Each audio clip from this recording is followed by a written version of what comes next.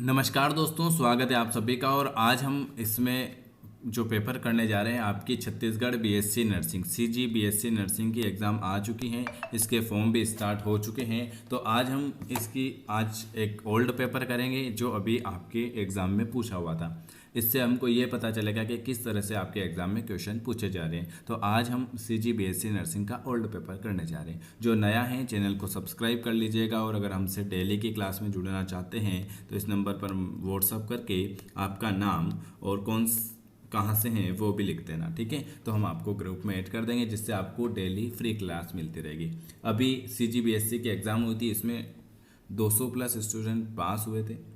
इस बार आपको अच्छा टाइम मिल गया। पिछली बार तो 1 महीना ही टाइम मिला था, इस बार आपको 3 महीने टाइम मिल गया है। तो आप अच्छे से फॉर्म को अप्लाई करके आपकी अच्छी तैयारी कर सकते हैं। कोई भी समस्या आए तो आप ज़रूर पूछ लीजिएगा। आपके फॉर्म स्टार्ट हो चुके हैं। इसमें एमपी वाले भी अप्लाई कर सकते हैं, ठीक है। एमपी वाले अप्लाई कर सकते हैं, और उनको जो कॉलेज मिलेगा वो छत्तीसगढ़ साइड का ही मिलेगा, ठीक है। और आप ओबीसी जनरल किसी में भी आओ तो आपको जनरल कैटेगरी में ही फाइट करना रहेगा। और कोई भी जानकारी लेनी है तो मुझसे ले सकते हैं। और आज टेस्ट में कितने क्वेश्चन सही हुए वो कमेंट करके ज़रूर बताएं।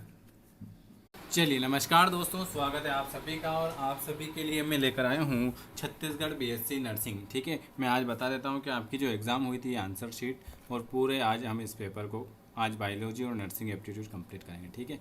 ये लीजिए, ये आपको थोड़ा सा बता देता हूँ। इसके आंसर शीट ये Chhattisgarh professional examination board Raipur BSc nursing entrance exam 2022 में हुई थी। टाइम है 2 से 4। ये जो इसका कोड है, ठीक है। और ये मॉडल नंबर है सेट सी डी वाला, ठीक है। तो ये भी एग्ज़ाम हुई थी, उसका आज हम पेपर सोल्व करेंगे, ठीक है। चलिए शुरुआत करते हैं पहले क्वेश्चन की। शुरुआत करते हैं अब पहले क्वेश्चन की। नर्सिंग अभिक्षमता 2022 में किस टाइप से क्वेश्चन आए थे वो देखेंगे। फिर हम बायोलॉजी देखेंगे, फिर हम केमिस्ट्री, फिर हम फिजिक्स, फिर हम इंग्लिश, सब कुछ देखेंगे, ठीक है। चलिए, पहला क्वेश्चन लिखा हुआ है कि निम्न में से कौन सा मानव रोग का कारण बैक्टीरिया से होगा। कौन सा मानव रोग का कारण जो होता है बैक्टीरिया होगा। पहला क्वेश्चन, वेरी गुड, आर्द्र ज्वर हो जाएगा। ऑप्शन आपका बी वाला आ जाएगा। दूसरा क्वेश्चन है, कौन सा रोग कोरोना वायरस से संबंधित है। मर्स, सार्स, यह दोनों, या इनमें या ए या बी। कौन सा रोग कोरोना वायरस से संबंधित है।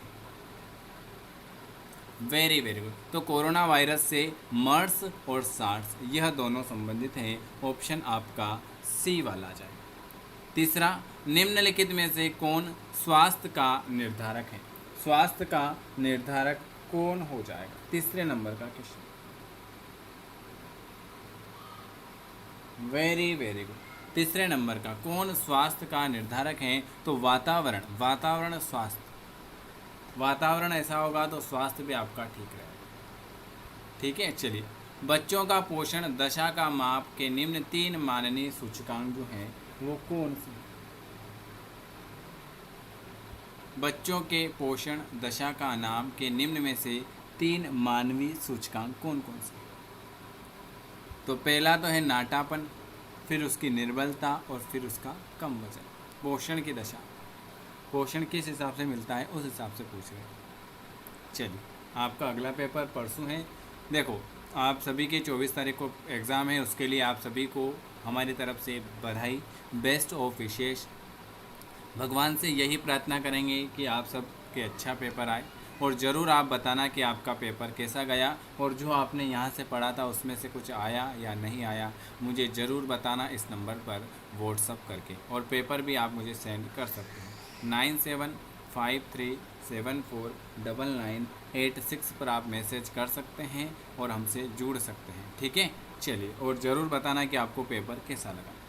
समुदाय उन्मुख देखभाल का औजार जो हैं वो क्या है। 5 नंबर डी वाला, सामुदायिक स्वास्थ्य नर्सिंग प्रक्रिया।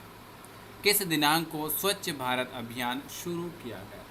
स्वच्छ भारत अभियान कब शुरुआत कब हुई थी। तो स्वच्छ भारत मिशन की शुरुआत जो हुई थी वो हुई थी 2 अक्टूबर 2014। कब हुई थी। 2 अक्टूबर 2014 को स्वच्छ भारत अभियान की शुरुआत हुई। रीढ़ की हड्डी के क्षय रोग का प्रस्थान बिंदु जो है वो कौन सा है? रीढ़ की हड्डी के क्षय रोग का प्रस्थान बिंदु जो है वो कौन सा है? बताइए। लाइक, शेयर और सब्सक्राइब जरूर करें। 7 नंबर का बी वाला आ जाएगा, केशेरुकी शरीर। प्रणाली जो शरीर के अंगों को रक्षा और सहारा देती है वो क्या कहलाती? प्रणाली जो शरीर के अंगों को रक्षा और सहारा देती हैं वो क्या कहलाएगी? 8 नंबर,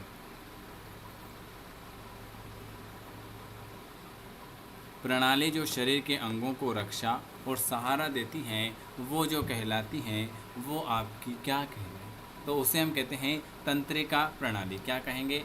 तंत्रिका प्रणाली। अगला क्वेश्चन क्या लिखा हुआ है आपके सामने? 2 तरह से संचार का दूसरा नाम क्या है? 2 तरह से संचार का दूसरा नाम क्या है? तो 2 तरह से संचार का दूसरा नाम प्रश्नोत्तर शैली हो जाएगा। निम्न में से जिसकी अधिकतम उपस्थिति होने से बच्चों में दांत में सड़न पैदा होगी? 10 नंबर, किसकी अधिक उपस्थिति होने से बच्चों के दांत में सड़न पैदा होती हैं? तो 10 नंबर का क्लोराइड आ जाएगा। कौन सा आ जाएगा? क्लोराइड आ जाएगा। जन स्वास्थ्य के आयाम कौन से हैं? जन स्वास्थ्य के आयाम कौन से हैं? वेरी गुड, डी वाला, स्वास्थ्य का प्रचार, रोग प्रतिरक्षण, पुनर्वास, यह सभी। कौन सा परिवार कल्याण कार्यक्रम का मुख्य लक्ष्य है? परिवार कल्याण कार्यक्रम का मुख्य लक्ष्य कौन सा हो जाएगा?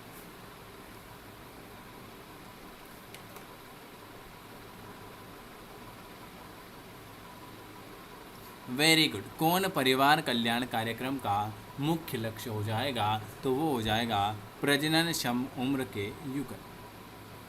अगला, अधिकांश इंट्राक्रैनियन हेमरेज अधिकांशतः किस में होगा? नकसीर अधिकांशतः किस में होगा? वेरी गुड, बेसल गैंग्लिया में। किस में होगा? बेसल गैंग्लिया में। चलिए, अपने व्यवहार और भावना को समझने को आप क्या कहते हैं? अपने व्यवहार और भावना को समझने को आप क्या कहते हैं? उसे हम कहते हैं अंतर्दृष्टि। क्या कहते हैं? अंतर्दृष्टि का। कुपोषण में शामिल नहीं है। कुपोषण में कौन शामिल नहीं है? कुपोषण में कौन शामिल नहीं? तो प्रोटीन की संतति। अगला, भारत में कोविड-19 के दूसरे चरण का टीका कब शुरू किया गया?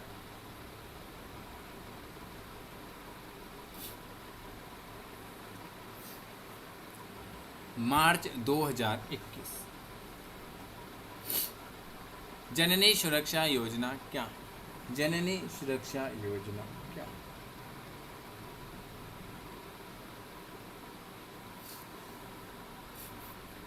जननी सुरक्षा 100% केंद्र प्रायोजित योजना जो होगी जननी सुरक्षा योजना। अगला, जलने के बाद प्राथमिक चिकित्सा किस पर निर्भर करती है? जलने के बाद प्राथमिक चिकित्सा किस पर निर्भर करेगी? त्वचा की क्षति की गहराई पर। किस पर? त्वचा की क्षति की गहराई पर। अगला क्वेश्चन क्या लिखा हुआ है? National health policy. National health policy Bharat में किस वर्ष में कार्यान्वित की गई थी? नेशनल हेल्थ पॉलिसी भारत में किस वर्ष में कार्यान्वित की गई?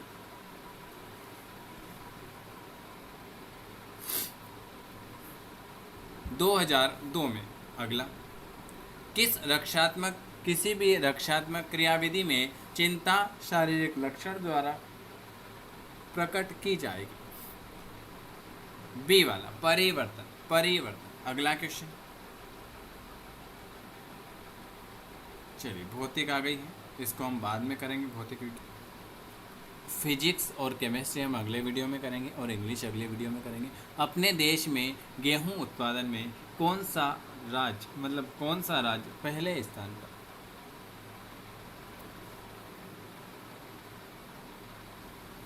बताओ पहले स्थान।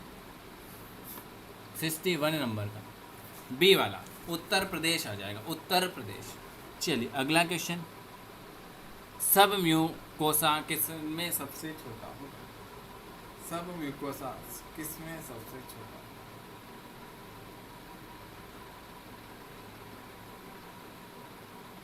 सब म्यूकोसा किसमें सबसे छोटा होगा? बी वाला ग्रास नली में, ग्रास नली में। एलेंटाइट किस भ्रूणी भाग से विकसित होता है? एलेंटाइट किस भ्रूणी भाग से विकसित होगा?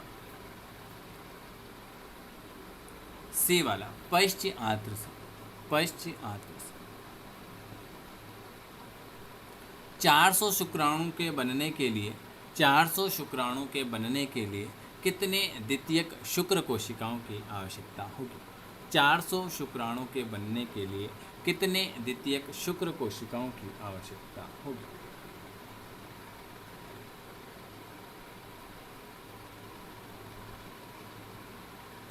$64 नंबर बी वाला आ जाएगा 200। 400 शुक्राणु के बनने के लिए कितने द्वितीयक शुक्र कोशिकाओं की आवश्यकता होगी? तो 200 आ जाएगा। अगला, पाइनस सदस्य है। पाइनस जो है वो किसका सदस्य है? पाइनस जो है वो किसका सदस्य है? 65 नंबर। Very good. पाइनस जो है एक प्रकार का अनावृत बीजी है। क्या है? पाइनस जो है वो क्या है? वो आपका एक प्रकार का अनावृत बीजी। म्यूकर क्या है? म्यूकर क्या है? म्यूकर क्या है?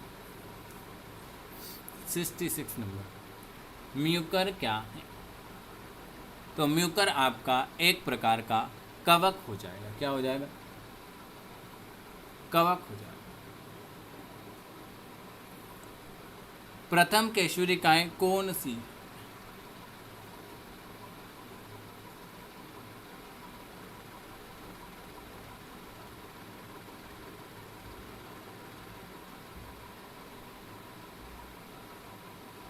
बताइए, प्रथम केशुरिका कौन सी है? 67 नंबर। Very good. बी वाला एटलस, एटलस आ जाएगी। चलिए अगला क्वेश्चन। वीडियो कैसा लगे जल्दी बताना।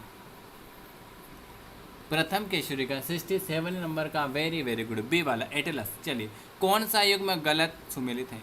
बताइए। 68 नंबर।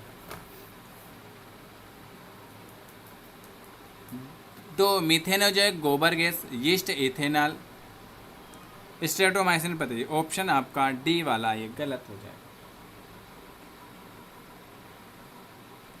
अगला, इनमें से कौन सा टेक्रिया समूह में है?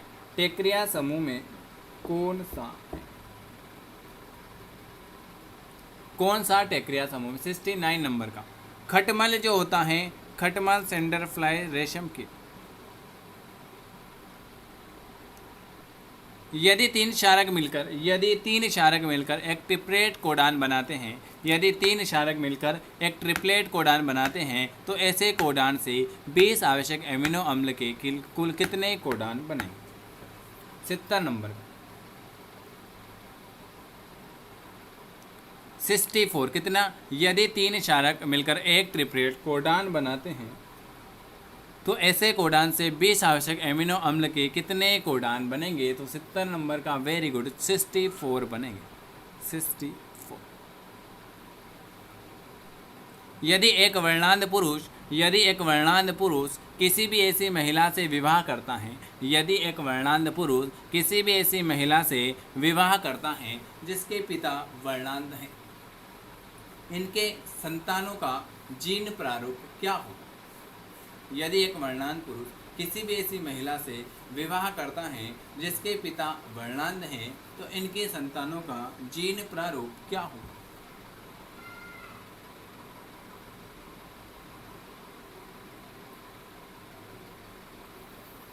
वेरी गुड, 71 नंबर का बिल्कुल आपका बी वाला आ जाएगा, बी। 50% पुत्रियां जो होगी वो वर्णांध होगी। अगला, हृदय का हृदय, ऐसे नोड, ये कितनी बार मैंने आपको करवा रखा है। हृदय का हृदय, इस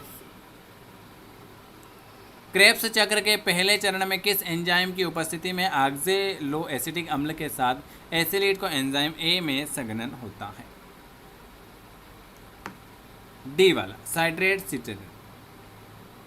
मोलिबेडम का क्या कार्य है? मोलिबेडम का क्या कार्य? तो मोलिबेडम का कार्य है नाइट्रोजन स्थिरीकरण करना। और लास्ट क्वेश्चन है NADP क्या है? NADP क्या है? 75 नंबर का। तो NADP जो है एक प्रकार का को एंजाइम है। क्या है? एक प्रकार का को एंजाइम है। 4 क्वेश्चन और कर ही लेते हैं। एक संकर क्रॉस का जीनोटाइप अनुपात क्या होगा? एक संकर क्रॉस का जीनोटाइप अनुपात क्या होगा?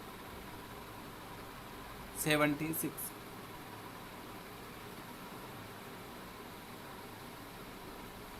सी वाला आ जाएगा, सी वाला 1:2:1 हो जाएगा। कोशिका सिद्धांत किसने दिया था? कोशिका का सिद्धांत किसने दिया था? ये मुझे आप कमेंट करके बताना। भ्रूणी संयोजी ऊतक किससे उत्पन्न हुए? भ्रूणी संयोजी ऊतक किससे उत्पन्न हुए? सी वाला, मीसोडर्म, मीसोडर्म।